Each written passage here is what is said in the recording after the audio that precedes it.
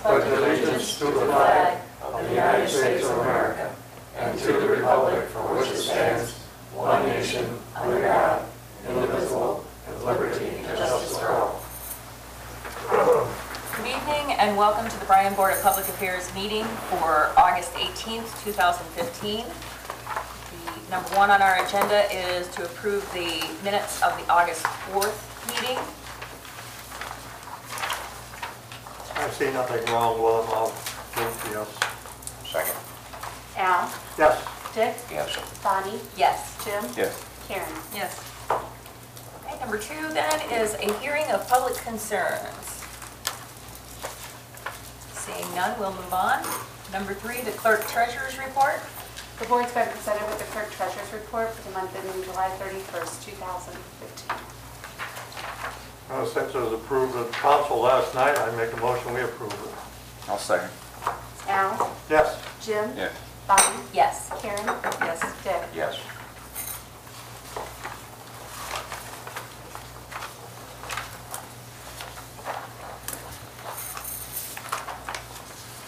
Number four is a resolution to reauthorize change order number 2 for the GT2 rotor inspection and repair to add an extension to the completion date and rescind resolution 29, 2015.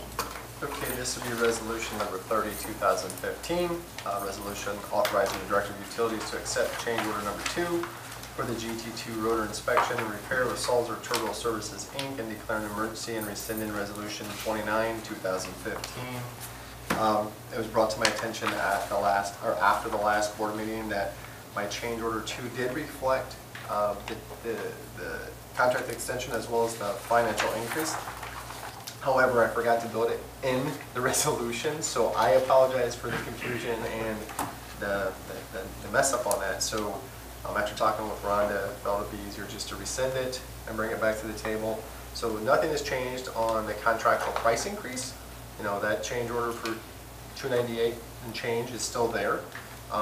We also inserted in there the September 30th completion date, anticipating that it would take some time to get that rotor back. Now, the rotor did arrive this morning in the parking lot here, and Matt's got crews out at site and is starting to put the plan together to get this thing put back together. So we should fall within, hopefully, the Salzer part within that time frame is what we're thinking, Matt. So September 30th. So that's what's in front of you guys. Excellent. Any questions or comments? I so move. Second. Al? Yes. Karen? Yes. Bonnie? Yes. Jim? Yes. Dick? Yes.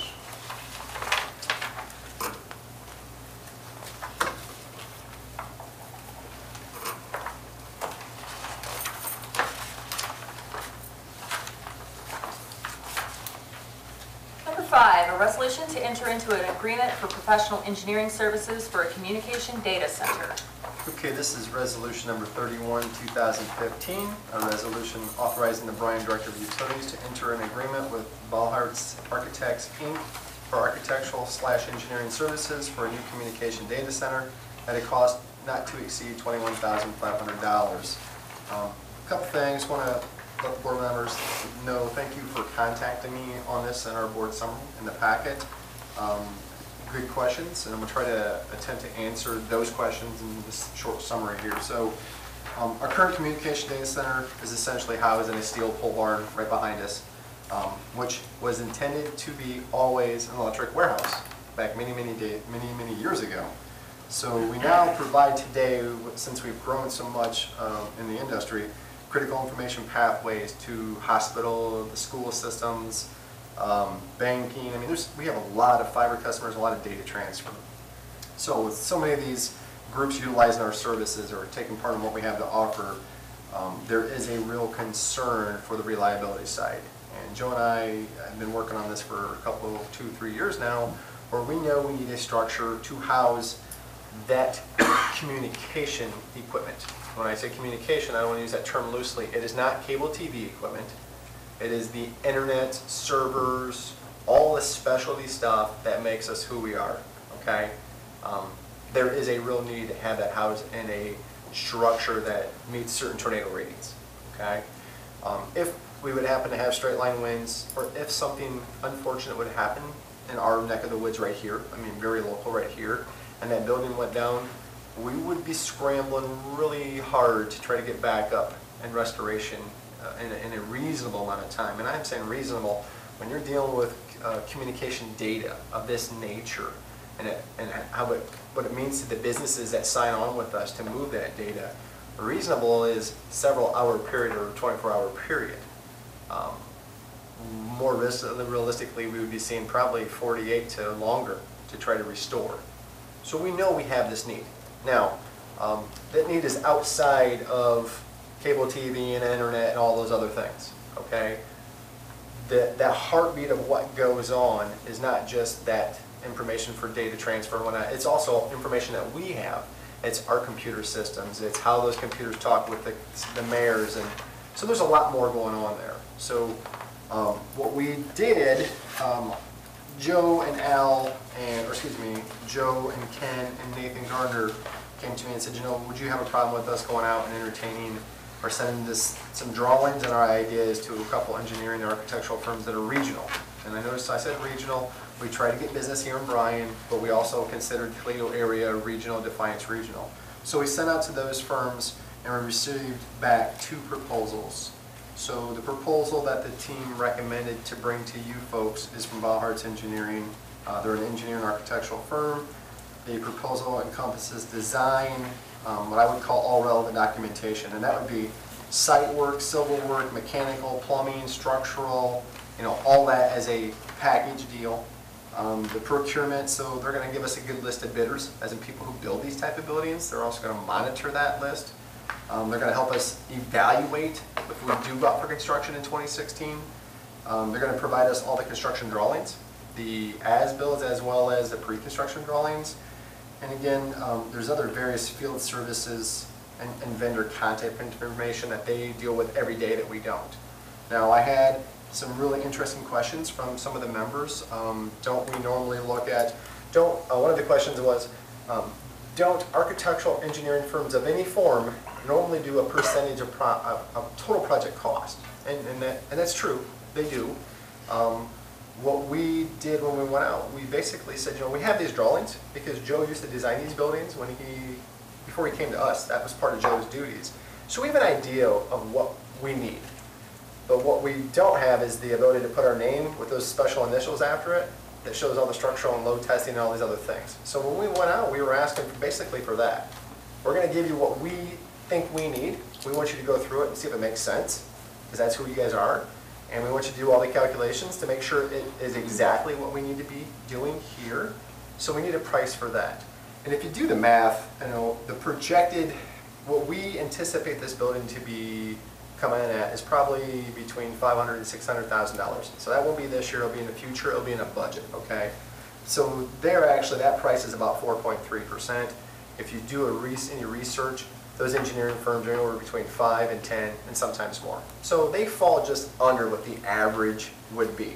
So we're not paying it in a larger scale contract where they come in and manage everything, but you are paying what would be about 4.3% of a total project cost. So that's still not bad.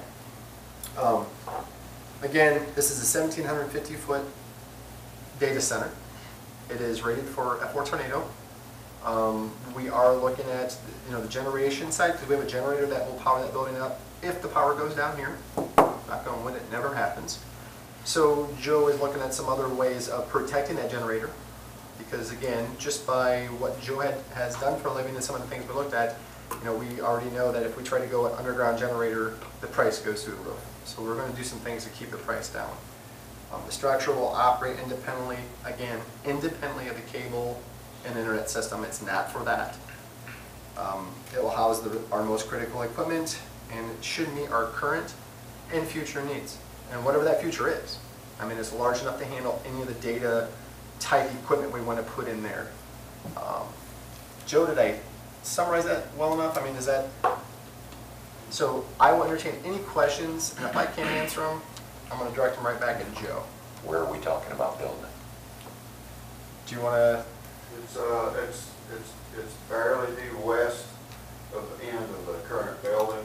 There's 4 stakes out in that new lot, in that new property. Doing that? Just on the other side of the property. I'm glad you asked that question, because a lot of this also is, where do you have current fiber that comes into that building? So those arteries that come into that building have to be the same arteries that go into the new building. So placement of the new structure is critical, because we have to swing those over or build parallel, splice in, and take the other ones offline. So Joe has that sort of laid out for the easiest transition without any complications, Thank you. hopefully. I was the one that asked the question, and because I want to know about the architect fees, because they usually run 10%. Because I said the hospital, when they built theirs, it was a 10% fee, and I didn't want to get double dipped. No, there was, I tell you, from the board members that responded to me or shot me an email, great questions on, is this what are you guys looking for with this? And Al's question about that, then there was a couple other ones that were, so we're moving all the cable TV stuff over there? No, so we really wanted to clarify what this data center really is going to be. And you got long-term contracts, like with the hospital, it's 15 years. And I don't know what some of the other contracts are, but. Well, the equipment that'll be housed in this building runs the system, I believe, that generates the bulk of the income for the communications department. Is that a safe assumption? The bulk of the income for the communications department right now, department-wide, is the cable and cable modem internet system. The equipment that we're discussing to move into the new building is the core network equipment that basically is the heartbeat of the entire utility in the city and much of the county. If the cable television system and the cable modem internet were to go away, this critical part that's left is what operates all of it. It operates the SCADA, the city buildings, the fire and police, just like Bryan said. And we have customers. And we have contracts with the customers to provide this service. Yes. So it's in our best interest to. Right. And if for no other reason, Jim, to protect the infrastructure of the utility in the city. Because if that building gets blown down, we've probably got $1 million worth of network hardware in that building that would be gone. And realize our local businesses that have internet connections, fiber connections with us, they're relying on us to get the data from them through us to the outside world. So they are truly, it's global. So when we go down, you were talking, some of our bigger customers in town who utilize us are down. Not power-wise, they're still producing, but transferring data, financials, there's a lot that goes on in that system. Well, I might throw something else in. The hospital prepaid us for 15 years. So we got our money already for 15 years, if you want to know the truth. Yeah. So we got to do something. We're out. Joe, has there been any thought or discussion about security? Yes, as a matter of fact, I think we're going to be doing some inspections and some webinars in the next short period of time for the security, for cyber security. And then we have far more security on our network than most places do. As a matter of fact, it's a little prohibitive for anyone to come in from the outside through our firewall to even work on our equipment. We keep things locked down very tightly. This building will also be 24 hours a day, 7 days a week, fob access. It will not have an open door on it. You will have to have a security code to get in it. And it will be no windows. There will be no way to get in that building except through the doors or with the bulldozer. And the bulldozer has probably will trouble. So. I realize if you're looking at physical security, our plant is normally locked down. Soon to be locked down during the daytime. But there's cameras that are recording all the time. There's a lot going on. You guys know how it is when you forget your fob and you're beating on the door out here? Oh, yeah. So there's a lot of insurance in place. Good. So. Well, I think it's also prohibitive to get the system up and running in case there were damage to this building here within a 48-hour window based on the time it would take to ship replacement parts in, replacement sets, devices. So really, that might even be something that could take up to a week or so before it would arrive and get set up, perhaps. So yeah, it's very important. And if you guys approve this tonight, please realize we're gonna build this into next year's budget. So this will be a large capital expense that will be in the budget that I will call out. So you guys already have a sort of a leg up on what this is going to be about. Okay. We'll be looking at it again. So. Yes. Yeah. I'd like to make motion, we, I'll second. resolution 31. Dick, Yes. Al, Yes. Bonnie, Yes. Jim, Yes. Karen. Yes.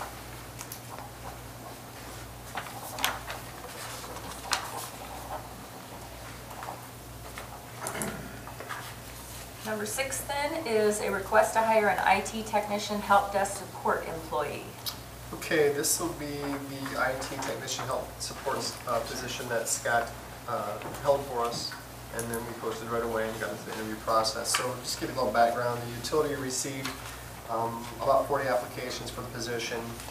Joe, Ken, and Jackie interviewed. They pulled out the 14 best that met the criteria that they had laid out. They interviewed the 14 best candidates. Of that, 4 candidates did receive the second phone call, so they called it down to the 4. And then the last 2 interviews were performed by the 2 final contestants or candidates were performed by Joe and Ken, and then they went through a matrix they had put together for strengths and weaknesses to see which one really fit what we needed. So in front of you is the recommendation of that team to hire Cody McClure. He was the best candidate that fit the needs of the utility for that support structure. Cody comes with a diverse background in troubleshooting and software installation and desktop computers, so that's the main part of the job that we're going to ask him to do. He's knowledgeable in tablet devices as well as servers and databases, so those of you who have tablets, he's going to be able to still help you. And because things are moving more into the tablet and smartphone application era, because we're using a lot of this stuff now, even for ourselves after hours, he's very versed in that, and we'll help bring him up to speed with what we have. One of the, the bonuses we really realize with Cody is he has some of the VMware experience and understands how that functions, and we are very, very heavy into the VM servers. They're a very high-end server. So we did some preliminary reference checks on Cody to make sure that, this is the person we're going to bring to you. We want to make sure we have that in place. Became very highly recommended by those people on the list. So the team asked that we bring him to the board meeting tonight and ask for permission to hire him as a probationary IT technician help support. I'll make a motion, we hire. Jim, Yes. Karen, Yes. Bonnie, Yes. Al, Yes. Dick. Yes.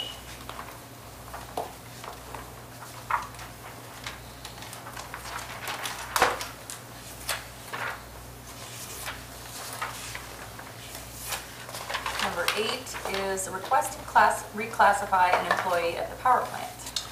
Okay, so as you guys can tell, there's quite a bit of employee stuff tonight on the agenda. So this will be a request to reclassify AJ Guerin as probationary power plant operator 3. AJ actually came from the electric distribution side. He was our commercial meter technician, held a couple other little small positions in utility in his career, moved him over to power plant several years back, got him enrolled into electrical distribution, substation schooling, and generation schooling.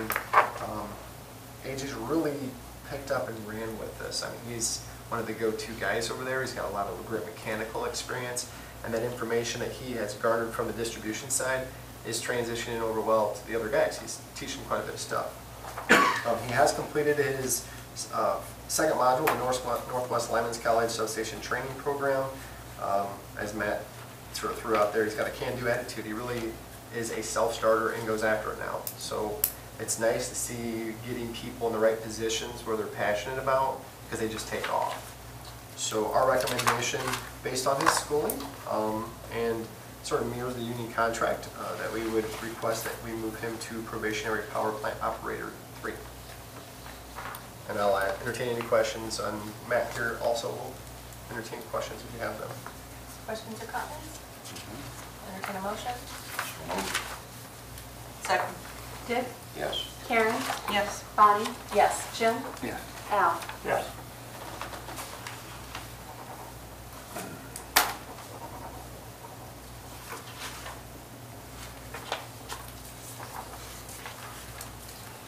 Number 8 is a request to reclassify an employee at the power plant. Okay, this is our second employee at the power plant. We started the schooling the same time that previous employee we just addressed did.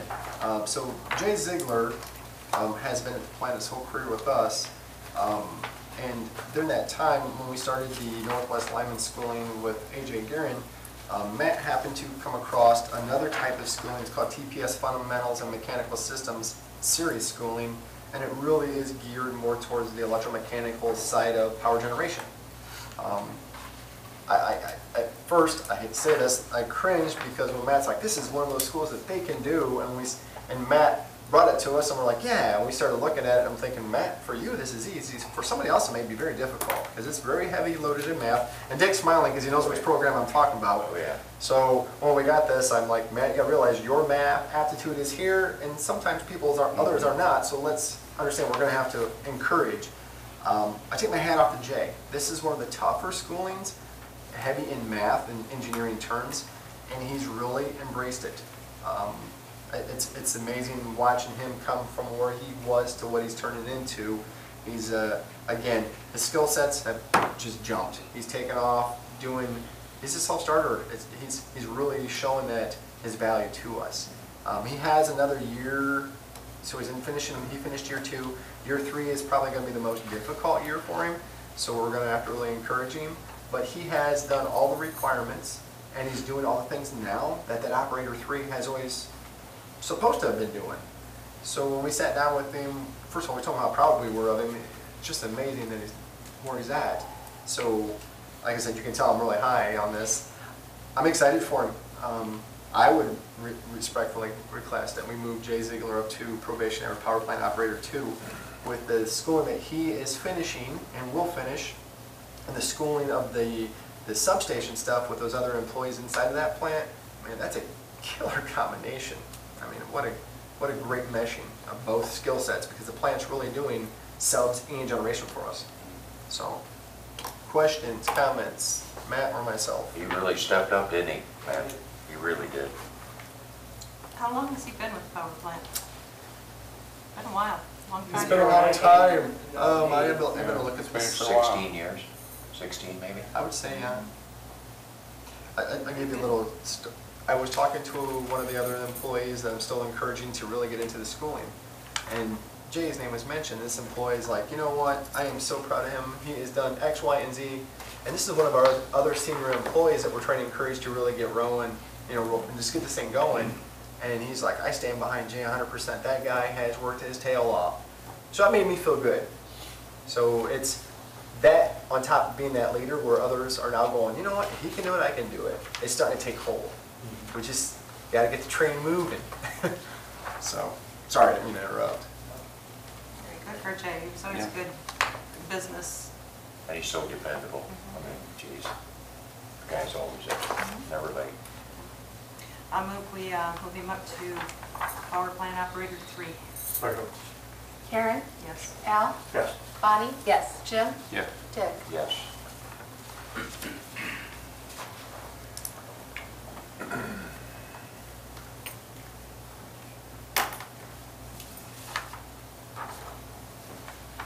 Number 9 is a request to reclassify an employee electric. Okay, this will be a request to reclassify John DeGroff as probationary laborer 3. John was one of our candidates that was on our laborer's position, labor 2 position, and actually came to us several years back and said, you know, is there schooling out there for me? How can I make myself more valuable to the utility? So we opened up the metering schooling type of schooling from Northwest Lineman's College to the laborers. So, and again, John was one of those candidates that took the bull by the horns. At first, I wasn't sure the schooling was a fit for John, but John really dove into it. And this metering school, I would say it's not very easy. I sat down with him several times, and we were going through CT/PT ratios and some of the calculations with power triangles, and explaining power triangles is like trying to teach a young person algebra or trig. So we did that for the last 3 years, and John completed the schooling, all 3 years of the schooling, averaging about a 92% grade. just, it's really changing. I mean, he really has a better understanding now. And now when he brings me questions, some of the questions aren't so easy to answer. And I'm going, wait a minute, go back to your book and bring it to me so we can read it. So there's times I have to get in the book and read with him and go, oh yeah, I remember doing that. So it's been a very good thing. Now John's labor position allows him to work on every department, and he does. He is more versed today in just the power side, but now he's able to really get into the communication if they need help or even water.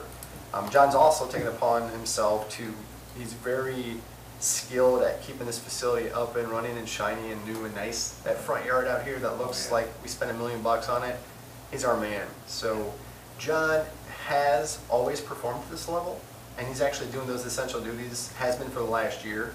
It's just the schooling and everything else played into how that our union contract structures raises in movement, and he's at that point, and he's well deserving of it. So that is our final candidate we're bringing to you folks tonight. I'll make a motion to approve. I have a question. Oh, I'm sorry. Yeah. Oh yeah, sorry, if there's questions, hit No us. problem. I see that the rate of pay is the same across the board. Is this some new type of position, or? Great questions. Can you explain that a little bit? Yeah, that's a great question, because I probably should have answered this, because this was asking me earlier. So that labor 2 position prior to this last union contract was at a higher pay rate. When we did our due diligence prior to negotiating a contract, we went out and researched every job classification we had through the CERB website and pulled in all the data and sort of tailored our pay grades according to all the utilities that are our size, and the same revenue stream, same kilowatt hour usage, that whole thing. And we found that what we had originally had our labor rate set at to top out was a little on the higher side. So when we sat down with the union, we said, you know what, we're going to offer this schooling. We're going to pay for this schooling, because that's what we do. However, I need to get this in line, and we're going to set these steps up. But realize when you hit the top, you're topped out. There's no more movement past that. So what you're seeing is, because he has a 10-year plus vet here at the utility, he's at the top, so he won't see that next movement. It's just what he gets today is what he gets, and this last year the contract is the small incremental, which is, you guys know what that is. So yeah, I had another member ask me, how did this work? We actually saved money in the long run because we lowered that price overall, and this is where we fall. It's an example of what you had talked about before then. All Yeah. right. Thank you. Other questions? So moved. Mr. Salisbury had already moved. Would you like to second? Jim already moved. Oh, okay, sorry, I didn't. There you go. Jim? Yes. Al? Al? Yes. Bonnie? Yes. Karen? Yes. Dick? Yes. Yeah.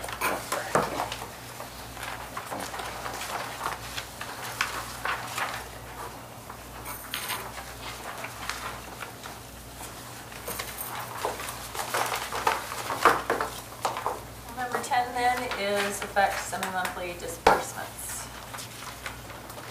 Make a motion, we pay the bills. Second. Jim? Yes. I'm sorry. Dick? You guys have me all messed up tonight. Dick? Yes. Karen? Yes. Bonnie? Yes. Jim? Yes. Al? Yes. Okay, 11, comments from BPA and staff. Director? Yeah, first one, RSVP for the Bryan Senior Center Luncheon. They are due by this Friday, so the 21st. If you have RSVP, that's great. If you need the phone number, I can give it to you, or if you would call us so we can register you folks. I believe I'm out of town that day, but you know, if you want to go, that's still there. The luncheon itself is on the 27th, so that's the Senior Center Student Appreciation Lunch basically for us. I was going to ask the chair if she wanted to discuss that. Okay, I'll wait till it gets to you then. Okay, that would be it for me then. Okay. Mayor?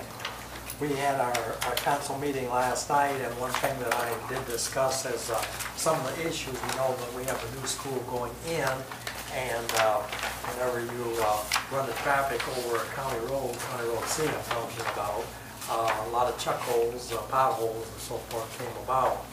And we were in a position right now to blacktop that road. The grant that we applied for next year was turned down, as well as North Main, South Main, because the state has run out of money. So we have to go to Plan 2. So Plan 2 is that we have chopped up all the potholes, and they have a new process now that they grind all that up, mix it with cement, it becomes just as hard as a rock, so to speak, and then we were going to chip and seal that, but we decided to put a small layer of blacktop over that. I was just out there a few minutes ago, and they're completing that process. The advantage of that is you don't get all the dust that you would on a chip and seal, and we'll see how that works. When the school is all finished, then we will take a look whether we're going to grind up the rest of the road like that, and budget for that. Next year, we always put about $300,000 each year in blacktopping anyhow, and so that will be a project that we're going to have to deal with as we move forward with the school. We're still going to keep applying for grants, other type of grants, but we'll see if that comes about. The school itself is responsible for their turn lanes in and out of there, and but they've started with their foundation.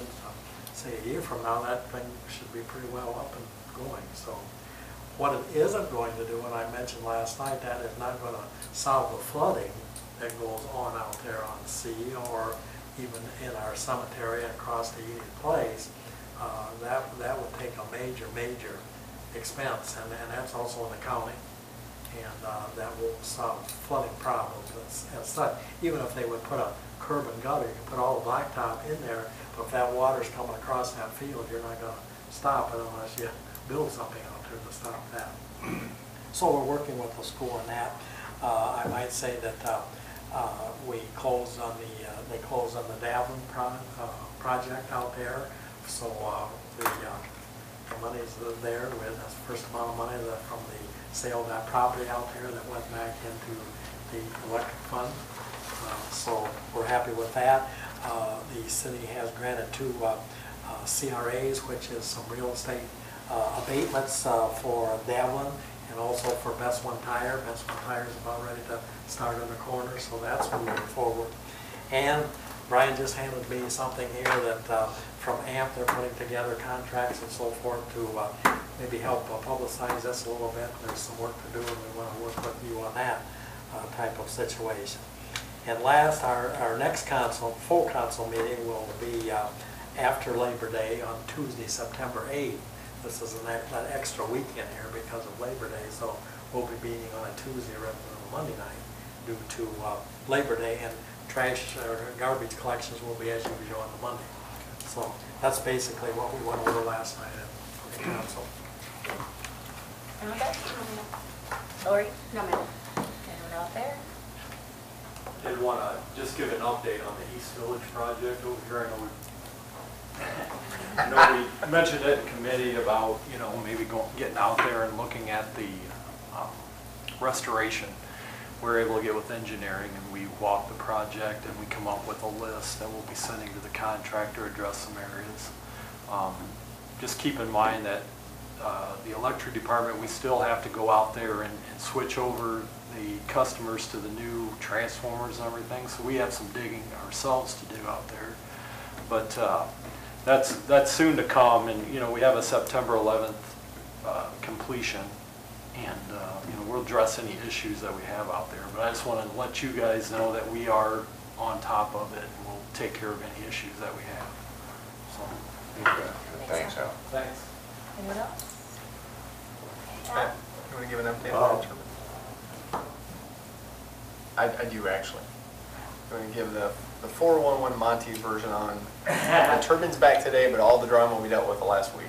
Okay, in my committee report, I said the turbine was going to be here Friday morning. Well, it arrived this afternoon, and the problem being is when the trailer was en route, they lost the rear axle of the trailer in Arkansas on a weekend, and you just can't call a crane company to lift that off and throw it onto another trailer, because you need a specialized crew to, it's a precision piece of equipment, you just don't throw it around. So we had to wait until parts arrived Monday, and they cut off the spindle and welded a whole new spindle on and reparted it up for that trailer to be on the road, and that did arrive this afternoon.